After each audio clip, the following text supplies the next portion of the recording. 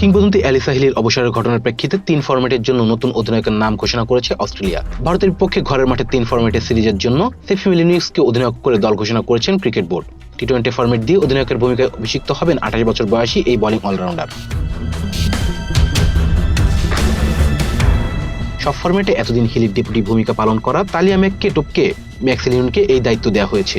ম্যাগ্রো অবশ্যই সহ অধিনায়কের ভূমিকায় বজায় রাখবেন। আরেক সম্ভাব্য অধিনায়ক অ্যালিসি গার্ডেনকে দ্বিতীয় সহ অধিনায়ক হিসাবে মনোনীত করা হয়েছে। অধিনায়কত্ব পেয়ে সোফি বলেন, অস্ট্রেলিয়ার অধিনায়ক হিসেবে মনোনীত হয় আমার জন্য ভীষণ সম্মানের এবং এমন কিছু যা নিয়ে আমি ভীষণ গর্বিত। বিশেষ করে অ্যালিসের পর এই দায়িত্ব পাওয়া, যিনি এই দল ও খেলাটিতে অসাধারণভাবে প্রভাব রেখেছেন। এই অলরাউন্ডার আরও বলেন, আমাদের দলের অনেকেই প্রকৃতিগতভাবেই নেতা এবং একই সঙ্গে অনেক প্রতিভাবান তরুণ খেলোয়াড় উঠে আসছে।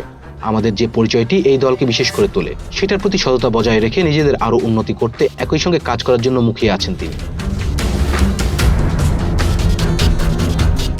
Please subscribe our channel to get more information about Sports World.